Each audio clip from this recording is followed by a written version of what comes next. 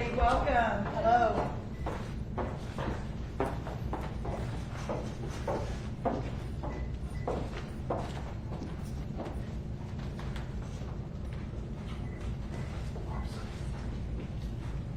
Get everybody in. All right. Well, first of all, welcome for many of you back to the USDA for another round. You'll see the stack of SNAP waivers sitting on my desk that I will soon sign. The extraordinary people standing behind me that have made today possible.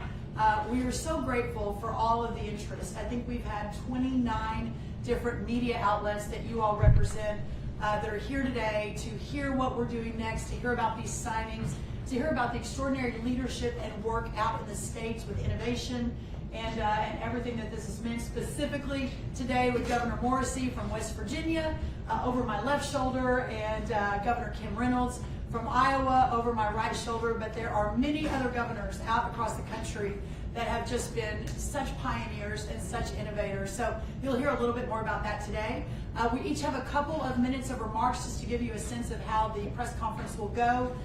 Once the remarks are finished, we'll all move over to my desk where I will sign each of the 6 states waivers that we are announcing today. We'll then come back to the podium to take your questions.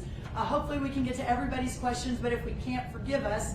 We do have a tight timeline we're going to stick to, because if you haven't noticed, there is a farmer's market going on across the street. But Bobby and I, Secretary Kennedy and I, and honestly all of us, will be moving across the street to begin programming over there on our Make America Healthy Again Farmers Market Day. So that's what the next hour or so will look like. But again, we're just so grateful you're all here. What a great day for our great American families and for the people of the 6 states that we are talking about and signing waivers for today. We are here at the start of the National Farmers Market Week, and as I mentioned, right outside on the National Mall is a terrific showcase of what American agriculture has to offer. The Great American Farmers Market reminds us that agriculture is at the heart of the solution to the problems that we face in our health in America today, and that's why President Trump, with his leadership, alongside Secretary Kennedy and I, are working so closely to make America healthy again, alongside, again, so many of our partners across the country. We also have the amazing Dr. Marty Makary here as well with the FDA. But first, it is important to mention that before that wonderful, wholesome food gets to our plates, our great farmers, from seed to harvest, work tirelessly for all of us. President Trump has already unleashed the American economy and boosted markets for our farmers and ranchers. As we know, the One Big Beautiful Bill made the largest tax cut in American history permanent, slashed the crippling death tax. Specifically, 2 million small family farms are now shielded from the death tax thanks to that bill, and increased reference prices for our farmers working on already such thin margins. Every day we are getting new and better trade deals, including removing barriers to trade, getting our beef, for example, into Australia for the first time in 20 plus years, removing non-tariff barriers in Mexico, the EU, and other places around the world, and cementing relationships with massive markets around the world. Thanks to President Trump, we have unprecedented trade wins with South Korea, the Philippines, Indonesia, Japan, and Vietnam.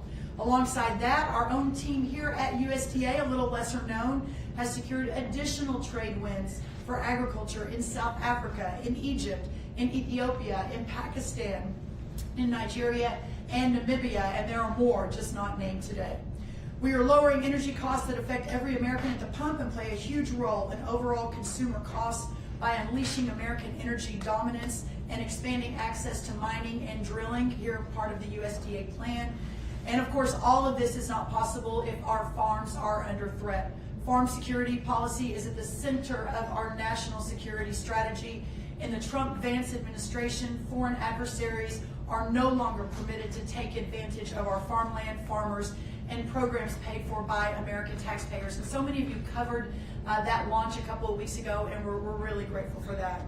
We are ensuring that government works better and more efficiently by cutting waste, fraud, and abuse in our programs at USDA.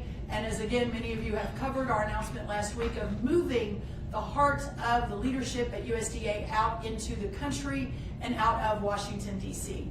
This is all about right-sizing government to improve our programs for the people that we serve. However, and the reason we're here today, we are at a point where we must do something to correct the chronic health problems that all Americans face. Over 75% of Americans' youth between the ages of 17 and 24 are ineligible for military service because of obesity, poor physical fitness, or mental health challenges. Think about that, 75%. Over 350,000 American children have been diagnosed with diabetes. As MAHA moms, and I consider myself one, as the mom of 4 teenagers, as MAHA moms across the country know, behind these statistics are mothers and fathers and sons and daughters and neighbors and coworkers. President Trump and our cabinet are doing things a little differently than the typical Washington, D.C. Since my confirmation, our department has encouraged states to think differently and creatively about how to solve the many health issues facing Americans. One way is by not allowing taxpayer-funded benefits to be used to purchase unhealthy items like soda, candy, and other junk food. The number one purchase by SNAP recipients is sugary drinks. SNAP is a supplemental nutrition program meant to provide health food benefits to low-income families to supplement their grocery budget so they can afford the nutritious food essential to health and well-being. That is the stated purpose of the SNAP program. The law states it, and President Trump's USDA plans to deliver on it alongside our partners at HHS. So today, I'm proud to sign 6 more waivers for Florida, West Virginia, Oklahoma, Texas, Louisiana, and Colorado. This is in addition to the waivers we've already signed for Iowa, Indiana, and others across the country. I continue to encourage states to be laboratories of innovation, think through how you can promote healthy families and healthy communities. And because of our historic partnership, USDA and HHS, and the visionary leadership of the governors here with us today and of the states represented by the signings, we are doing something about it. These SNAP waivers are just one piece of the MAHA effort. We work so closely together to encourage voluntary commitments to remove artificial food dyes, among other things, from our food supply. And together we are crafting sensible dietary guidelines for Americans that prioritize whole, healthy, and nutritious foods. I am so proud to stand with Secretary Kennedy, Governor Morrisey, Governor Reynolds, FDA Commissioner Marty Makary, and so many others as we work to make America healthy again. Secretary Kennedy is the face of the MAHA movement and a relentless warrior for health policy that puts the American people first. It's such a privilege to stand with my friend and my partner and the leader of it all, Secretary Kennedy. Thank you, Secretary. I've said again and again publicly that Secretary Rollins is the best USDA Secretary in history. And the reason for that is, up until this point, every USDA Secretary has focused on food quantity.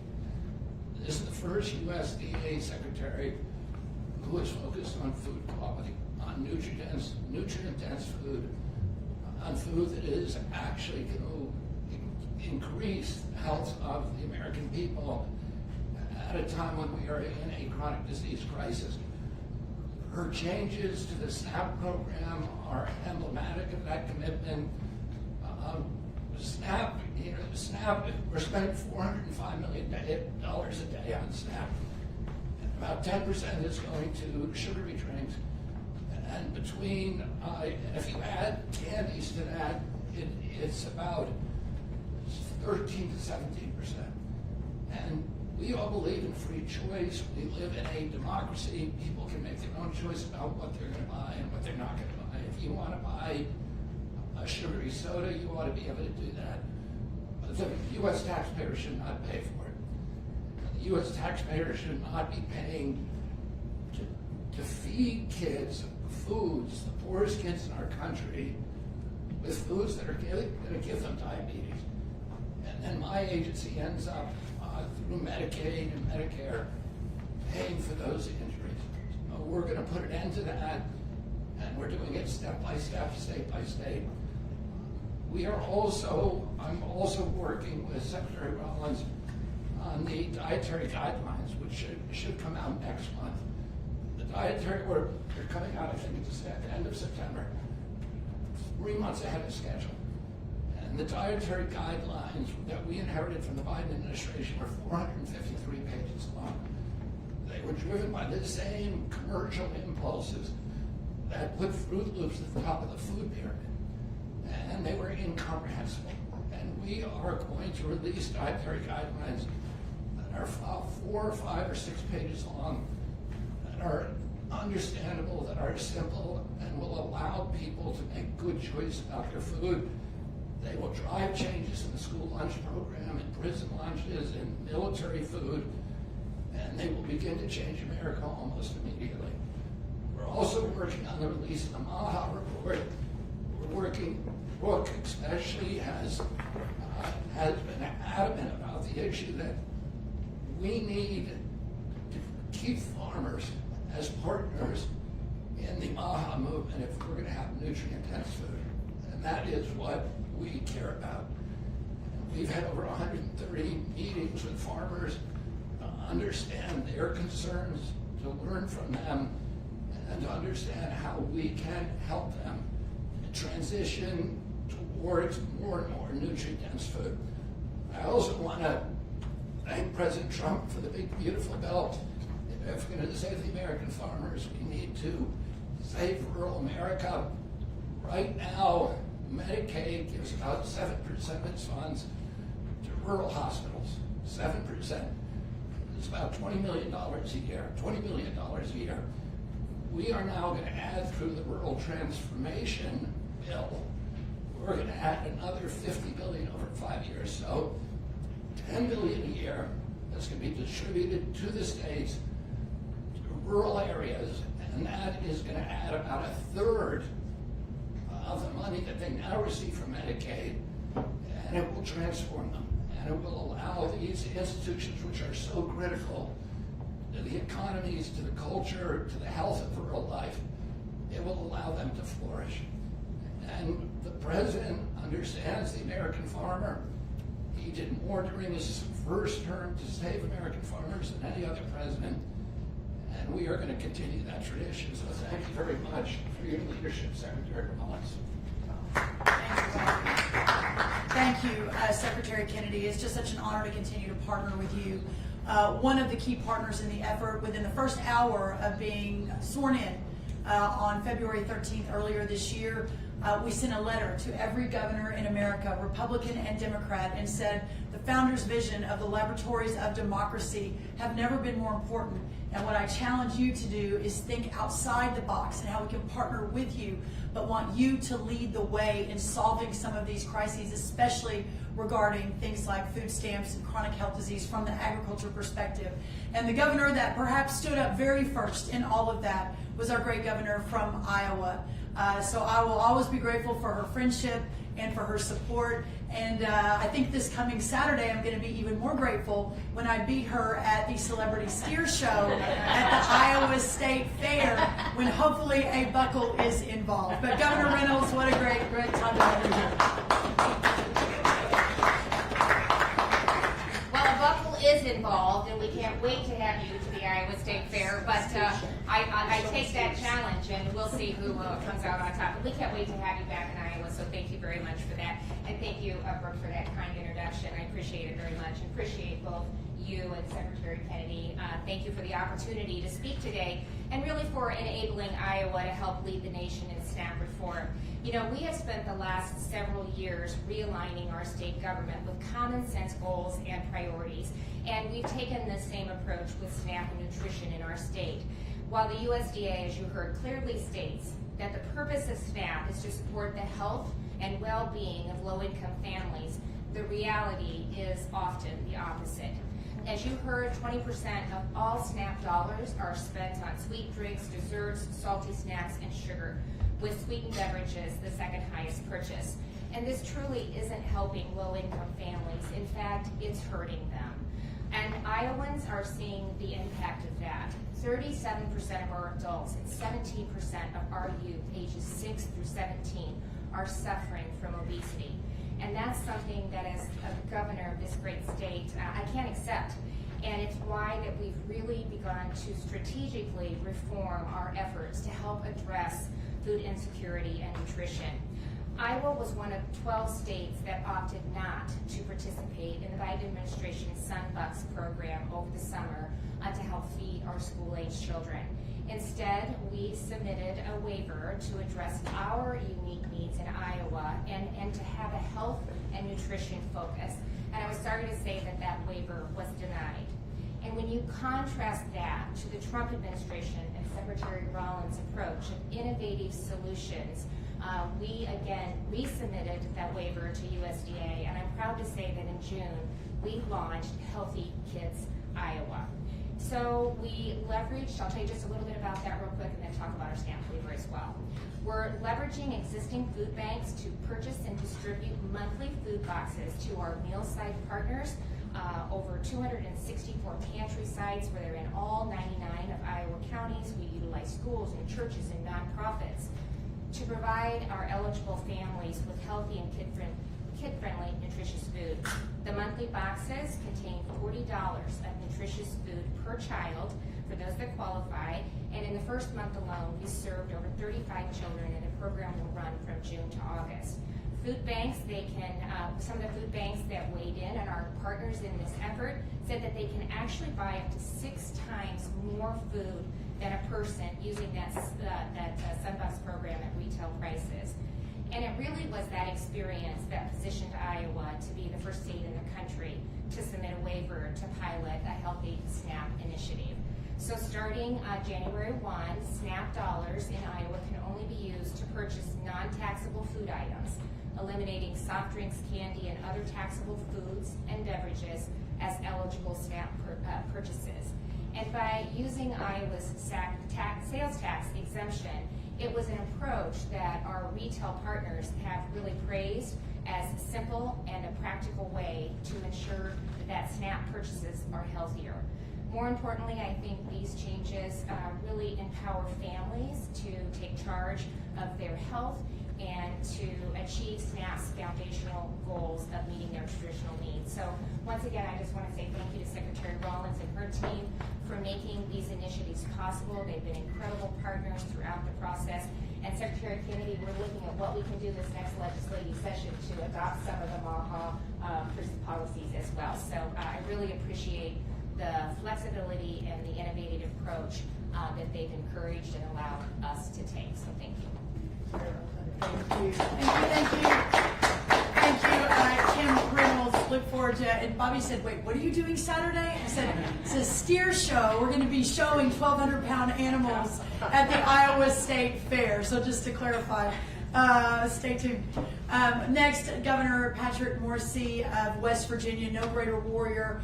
Really, I think Secretary Kennedy, it was one of his first visits, was to visit you to talk about this in West Virginia. As the former Attorney General of West Virginia, watching you fight for the people of your state has been very inspiring. Congratulations today. You're one of the states that we're signing, and we're just so grateful for your leadership. Thank Governor you so much. Morrisey. Really appreciate it. Thank you.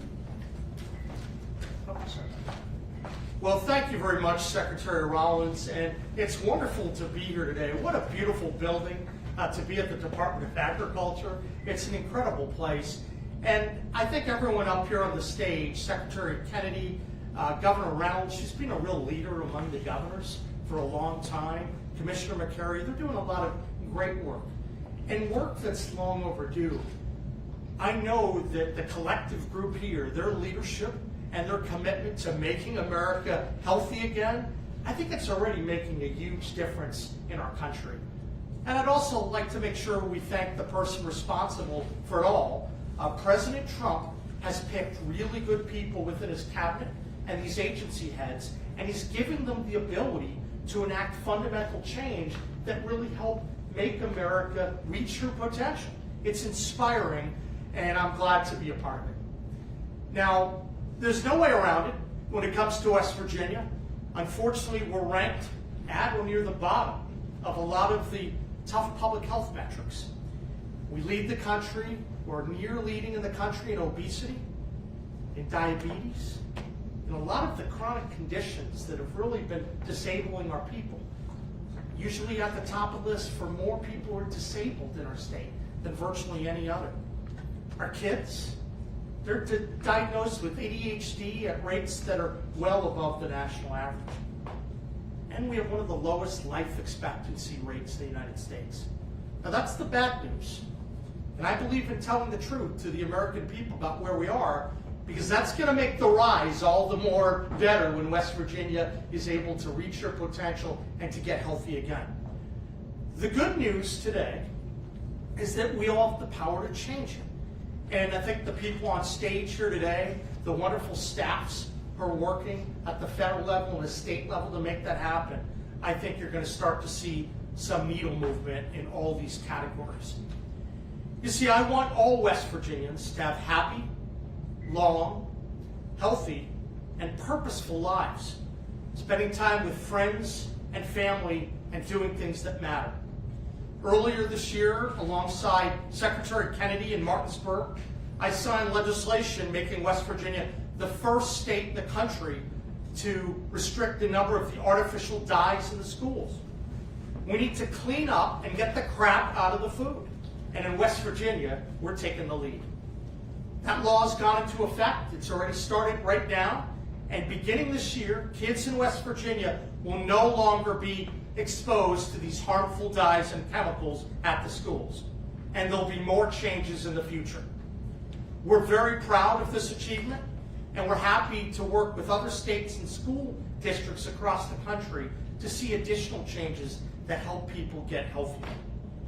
Now, during that visit in Martinsburg, we talked about a number of other pillars of health that my administration would focus on to benefit the health of West Virginians. Along with cleaning up the food, we're trying to promote fitness and making healthy food choices. I'm happy to report, Secretary Kennedy, that our Mountaineer Mile efforts, that's a statewide fitness challenge that we asked our citizens to be involved in. It's spreading all across West Virginia, and there's a Mountaineer Mile in every one of our state parks, and I can volunteer. I have followed through to do the Mountaineer Mile every single day since I met with you. I'm going to do a lot more of that. Making sure that we're healthy, exercising is a core pillar.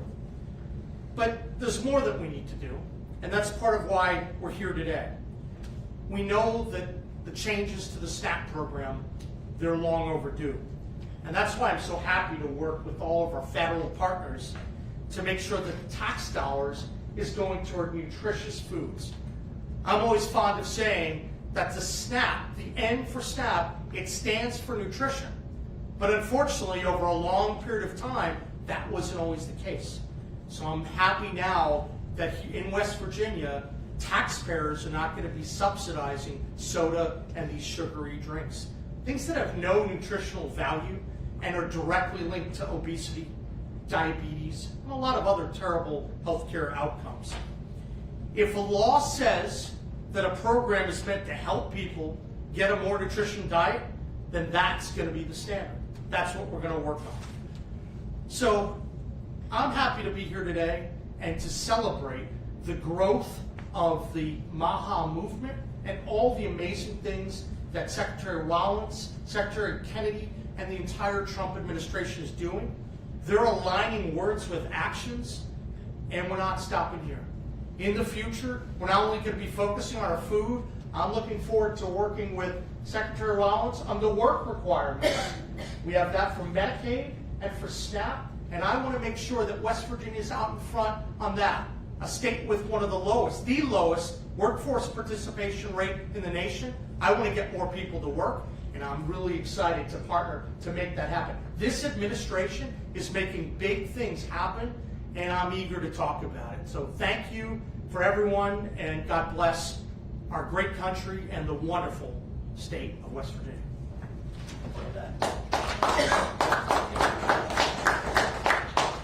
And now it's an honor, one of the country's greatest doctors, researchers, scientists, and now the leader of the Food and Drug Administration, Dr. Marty Makary. Thank you so much. Thank you, Secretary Rollins. And it's so great to be here. This is a historic day in the United States. This begins the end of the government subsidization of our obesity, diabetes, insulin resistance epidemic. And it got pretty bad. Look at where we are today. 40% of our nation's kids now have a diagnosed chronic disease. 31% have diabetes, prediabetes, or insulin resistance. We can't keep just talking about the price of insulin. We also have to talk about what we are feeding children. We need amazing treatments, and this FDA is committed to delivering cures and meaningful treatments. But we have to talk about nutrients and fiber, not just Ozempic and other medications to medicate our nation. We're medicating our nation's kids at scale. And so this is a historic day in the United States. And Secretary Kennedy, you've been talking about this, gosh, for a long time. You got me motivated, and it's just amazing to work in your leadership here. I hear people all the time from all different political persuasions say, you know, I'm not a Republican or Democrat or political, but I love the food stuff that they're doing. And Secretary Rollins, you have been the perfect partner, and watching you and the Secretary work together has been magical.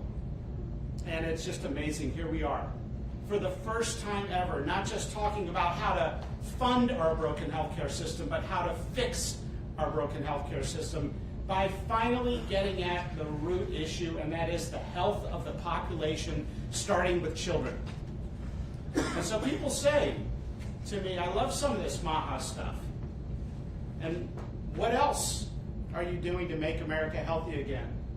Well, as Governor Morrisey just said, we're just getting started. We're now talking about ultra-processed foods.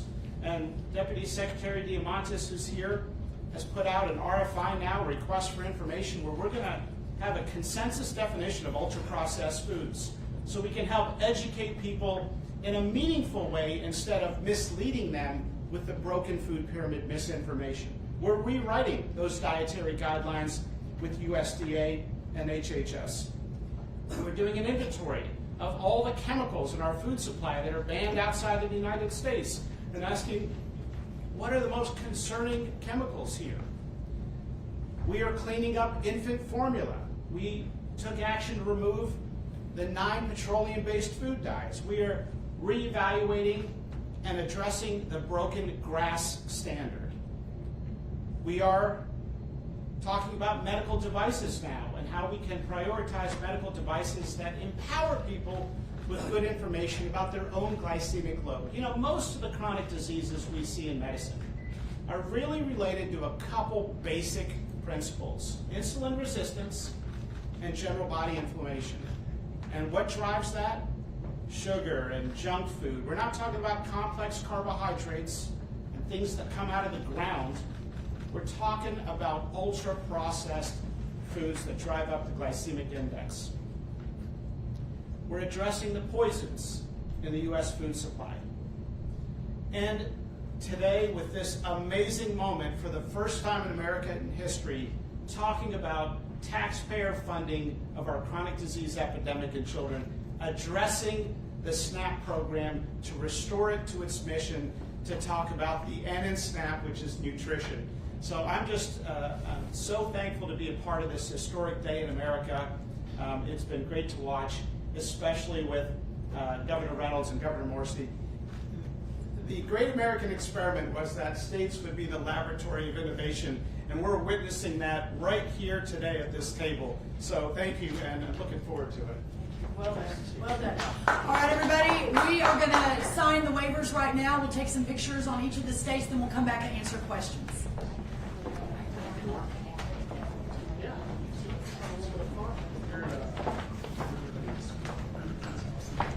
Governor Morrisey will do West Virginia first. Great.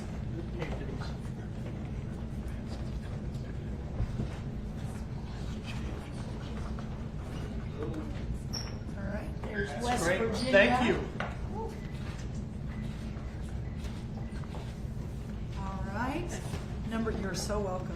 Number 2, we will do Governor Jared Polis's request approved of Colorado. Again, this is not red or blue, Republican or Democrat. We are discussing and working with every state. So really excited to continue to work with Governor Polis, Colorado.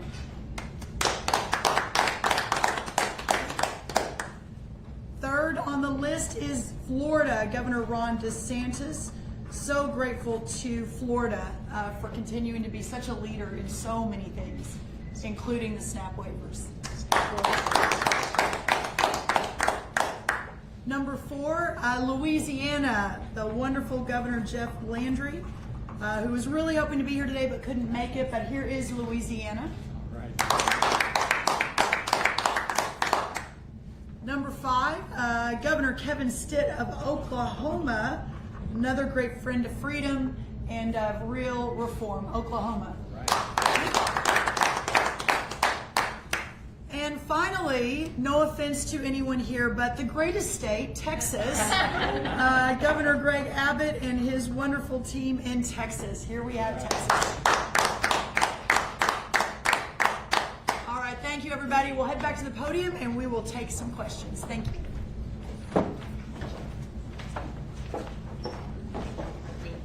All right, first question. Yes, ma'am. Hi, Cheyenne Haza with ABC News. Food regulation and more broadly in the states, but also the SNAP waivers, has historically been a policy approach taken on mostly by Democrats and criticized by Republicans as nanny-state. Now nearly 10 Republican states have passed MAHA legislation. Secretary, can you talk about how you have convinced Republican governors to be done with that? I was at the governor's conference in Colorado last week, and I met with a whole string of Democratic governors, including Governor Polis, and they all committed to filing SNAP waivers and doing other MAHA legislation as well. They don't want to call it MAHA because they think that will that's become kind of a partisan brand, and I don't care what they call it. They want to protect their children, and there's no such thing as Democratic children or Republican children. There are children, and we should all care about them. And I don't care what party you're in.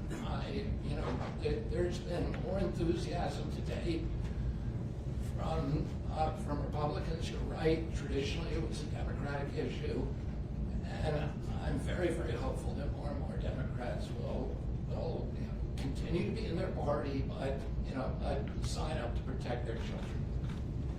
Secretary Rollins, thanks so much for doing this. And Skylar McAllister with Bloomberg News. I just wanted to check in. So the president released last week a flurry of trade deals and the different rates in different countries. In the ag space, we're approaching harvest season. Crop prices were soybeans, they were down a little bit. I was just wondering if you could give an update on if you're still tracking, farmer aid, sort of how the administration is looking to protect farmers as we enter that harvest season, given that we're seeing these trade deals. No, I appreciate you saying that. Obviously, the first thing I think it's important to note is this president made a promise in February to realign the entire world economy around America and Americans first. As we are renegotiating trade deals around the world, historically, on average, American ag products are charged 15% on average as they move into other countries. We, in fact, charge on average 5% as their ag products moved into America. So obviously that realigning and the idea of especially American farmers and ranchers bowing to the altar of other countries' tariff regimes and tariff structures ended when President Trump announced on Liberation Day.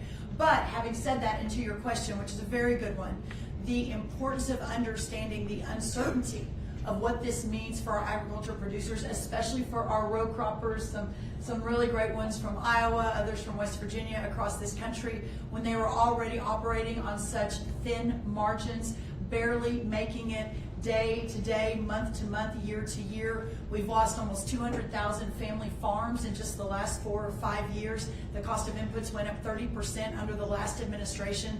Those margins are very precarious. And what we have said and what the president has committed to from day one is that this opening of markets around the world is unprecedented. Ultimately, our agriculture community, our farmers and ranchers are entering into a golden age of agriculture. But in this time of readjustment, there will be some uncertainty. So as we move into harvest season, the commitment remains that, just as we've been saying for the last few months, that if in fact farmers are hurt in the short term, while we work for the long-term prosperity, that the USDA will be there to step in.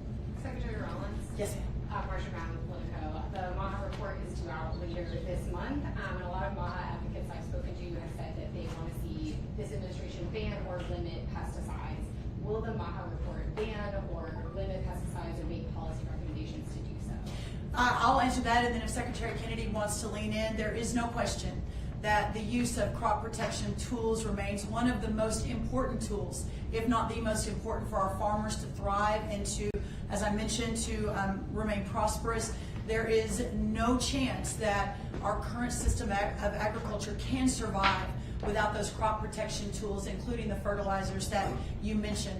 Having said that, and I don't want to put words in Secretary Kennedy's mouth, so I'll let him answer if he wants to add anything, that the vision of moving America and supporting our farmers and ranchers and allowing again, a golden age of agriculture, we will continue to work together. Secretary Kennedy mentioned he and his team have met with 130 different groups representing the farming and ranching industry. I have been with him on a lot of those. We visited a farm together in Texas. I have rarely seen anyone more open to understanding and learning and talking to, and I've also heard him say that we can't compromise our farmers and their ability to feed and fuel and clothe the world. So I continue to look forward to working with him. The MAHA report the second part's coming to conclusion. We'll have announcements on that soon, but I feel very confident that his and our commitment to make sure that farmers are at the table remains paramount, and that the report will reflect that. I don't know, Secretary, if you want to add. Okay.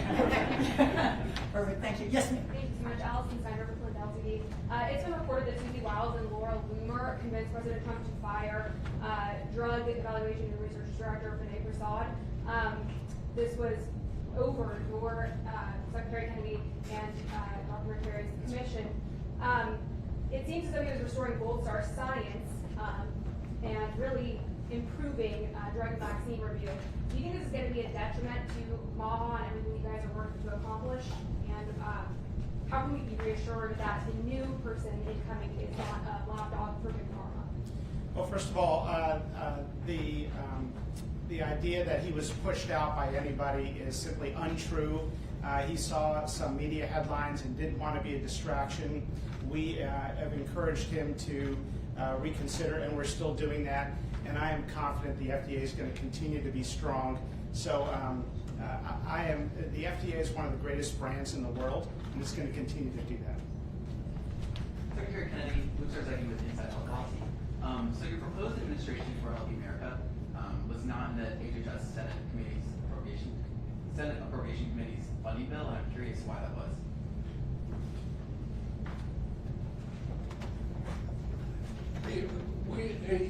I think this is the reorg. Yeah.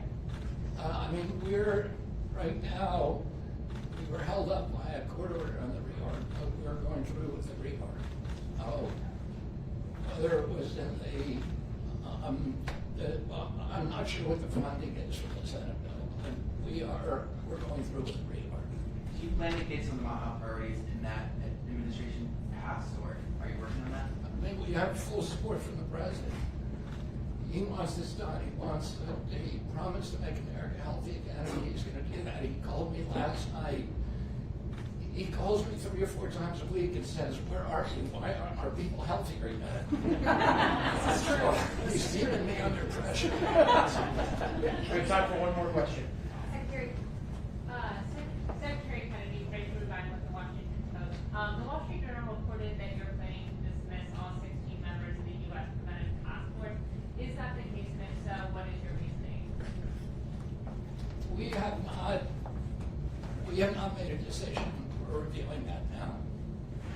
We're not. The task force has done very little over the past 5 years, and we want to make sure that it is performing, that it is approving interventions that are actually going to prevent the health decline of the American public, and it hasn't. Let me put it this way: it hasn't been stellar at doing that job. But we're looking at the personnel, and we're making a decision now, but no decision's been made. Okay, thanks, Bryce. Thank you all. We're headed to the farmer's market, so y'all go buy some beef and dairy and produce. It'll be great, right across the street. Thank y'all for coming. Thank you. Nice to see you. Right back. Thank you. Are you, yeah.